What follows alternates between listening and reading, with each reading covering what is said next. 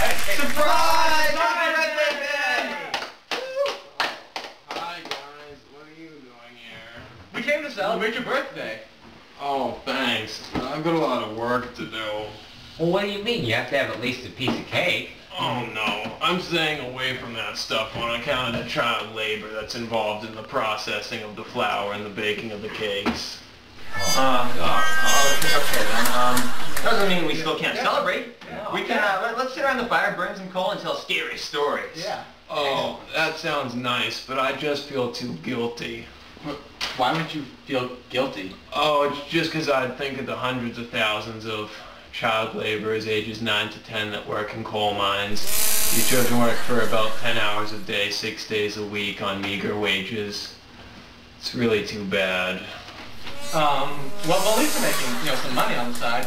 But maybe they're trying to get something, like a car. That's doubtful. I mean, these children are working 10 hours a day for no more than 50 cents a day.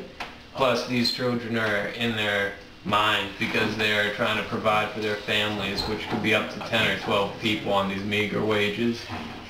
Plus, these children can develop severe illnesses such as minors' consumption and tuberculosis as a result of their work.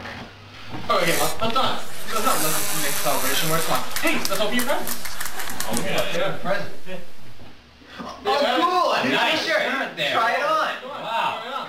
Oh, I would, guys, but I just feel too bad and filled with guilt.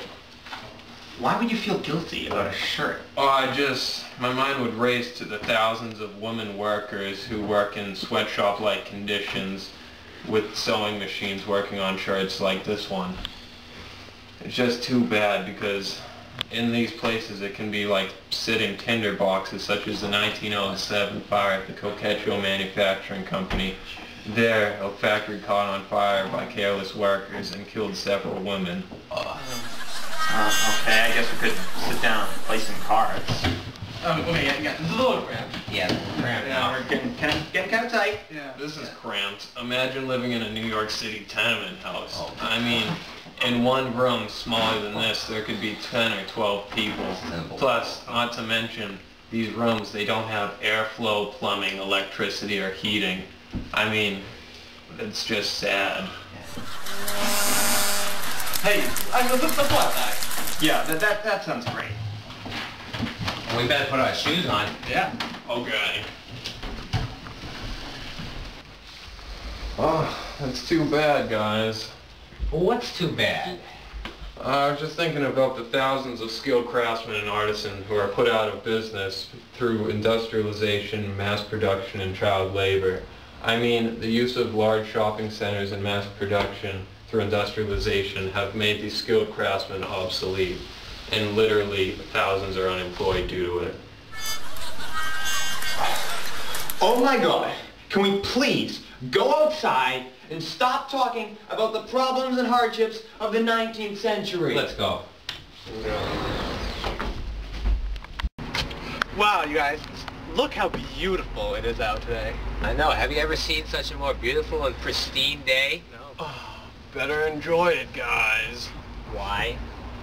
Oh, I was just thinking how industrialization has almost ruined the environment. I mean, it's common to see soot-filled skies blocking city light, polluted rivers, and so on due to industrialization. Soon there'll be nothing left. Oh my God! Be happy. Optimistic Be happy for once. You just get out. Right, Dad? I'm an optimist. I mean, He's an optimist. I don't worry about Okay. anything in the tenements, like the low life expectancy, crime rate, horrible conditions, and so on. I Yeah, mean, okay. But that's just me. I'm an optimist, guys. He's on the bright side. Sit down here.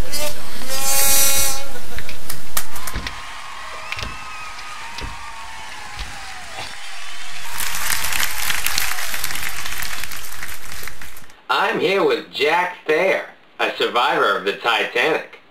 So, Jackie boy, tell me a little bit about yourself.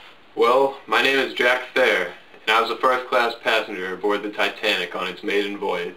Oh, is it true what they say about first class? What? What did they say about first class? Nothing, nothing. Please continue. Your story is fascinating.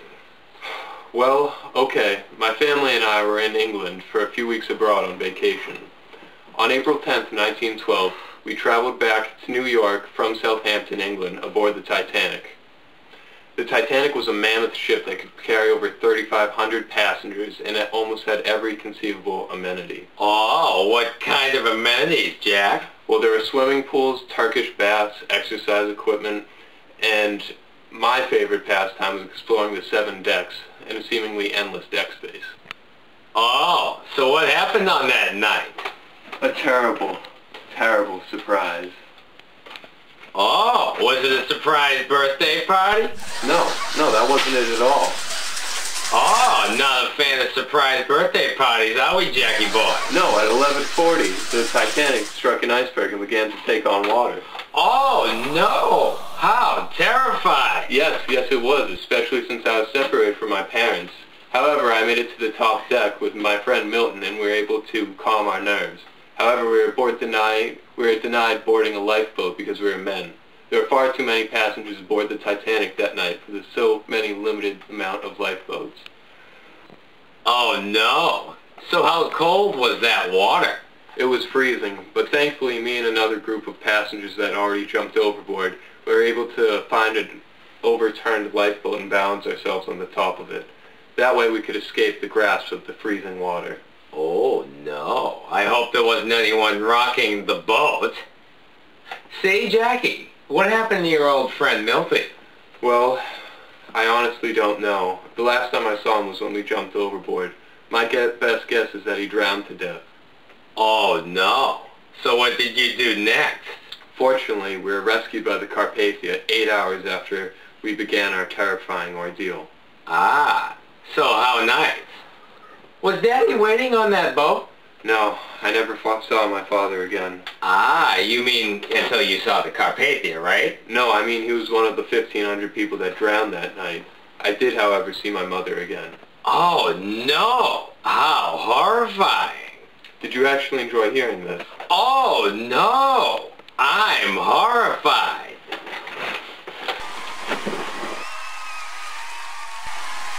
And now presenting the Weekend Update with Noah Potash and Colin Gallagher. Hello, I'm Noah Potash. And I'm Colin Gallagher, and here are tonight's top stories. A fire in Chicago has been ravaging the city for over 3 days now, leaving 300 dead and over 100,000 homeless. Says one witness, "Darn, I thought I put out my cigarette." On December 17th, Colin, the camera is not over there.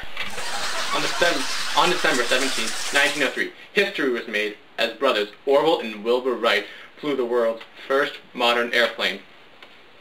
The flight lasted 12 seconds and flew 120 feet. Upon landing, Orville is quoted as saying to his brother, "You owe me $20." The large amount of immigration has forced the federal government to open up a new center for immigration processing in New York Harbor. That center is called Ellis Island. Many immigrant boats have already passed through, bringing hundreds of thousands of immigrants. When asked how it felt to finally be in America, an Italian man replied, "Succeeds de boppy, peepy de boppity, boopy de boppity." Tweed Ring, better known as Boss Tweed, escaped from prison day and fled to Europe after he was arrested for stealing close to $200 million. Tweed issued a statement saying, "Come on, it feels like you guys are out to get me." Well, Colin, I guess what they say is true. What's that, Noah? Mo money, mo problems. Well said, Noah. Moving on. This week, a new invention called the Kodak camera was released.